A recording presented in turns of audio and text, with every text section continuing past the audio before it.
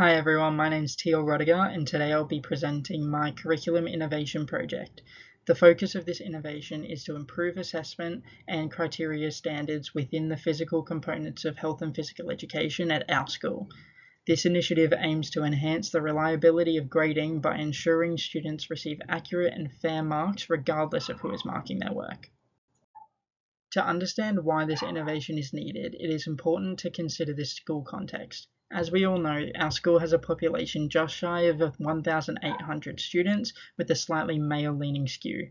As for where our school stands in assessment standards, our average NAPLAN score from last year was well below other schools with similar backgrounds. One of the key issues in HPE assessment is inconsistency. The way physical performance is graded varies between teachers, leading to discrepancies in student results. Some students may receive higher or lower marks depending on who it is that marking their work. This innovation introduces structured proficiency scales to standardize assessment. With this approach, students will be graded based on clear, predefined criteria rather than subjective judgment. Research highlights the problem of unreliable assessment in HPE. I have accessed and utilized the most relevant and valid research as demonstrated through a systematic search strategy. Bradford explains that teacher subjectivity often influences physical performance grading.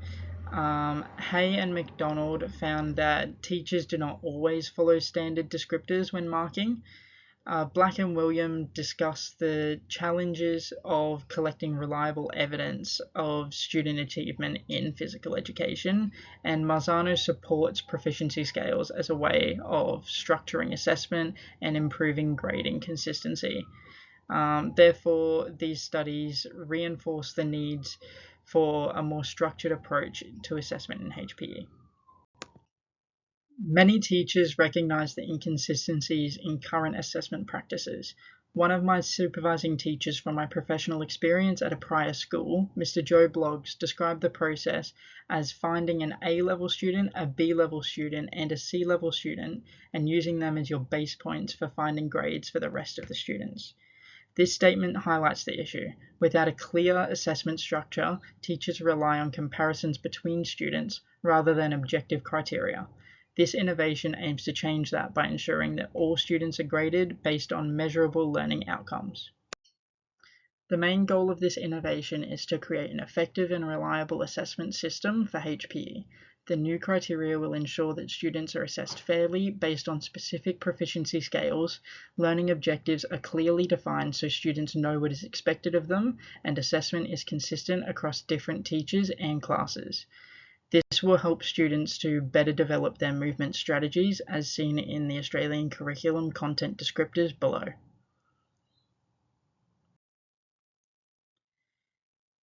This innovation will bring several benefits to both students and teachers. Students will be more engaged in HPE because they will understand what it is they need to achieve. The school will have a standardized assessment framework for HPE, ensuring fairness and consistency. Reliable grading will provide students with accurate feedback on their progress, and this links directly to QCAA. Teachers will have clear guidelines to follow, reducing subjectivity in marking. If this issue is not addressed, concerns about assessment reliability in junior school HPE will continue. As implementing proficiency scales will help to create a fairer and more effective system. The timeframe for this innovation began with the data collection period where research was commenced before this innovation pitch. Once we receive feedback from this pitch, I will continue building upon this innovation, seeking feedback from peers before beginning to put it into place by creating the new assessment tasks. A risk assessment document will need to be completed as well as the training of staff before it can be implemented in early 2026. Developing and implementing this innovation will take time and resources. The research and development could take somewhere between 15 to 20 hours.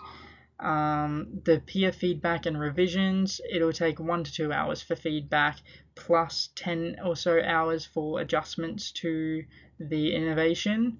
The training of new staff, it'll be 3 hours per staff member as it will be just a 1 3-hour training block where we'll get everyone in. And the creation of the new assessment criteria, proficiency scales, that will take about 20 hours. In conclusion, this innovation will improve the reliability of HPE assessments by introducing proficiency scales. With a standardized approach, students will receive fair and accurate grades that reflect their learning, not just their athletic ability. The new system will align with the Australian curriculum, provide clear learning objectives, and create a consistent framework for teachers to follow. By making assessment more reliable, this innovation will motivate students and improve engagement in HPE. It will also benefit the school by providing a structured system that can be used for future cohorts. Thank you.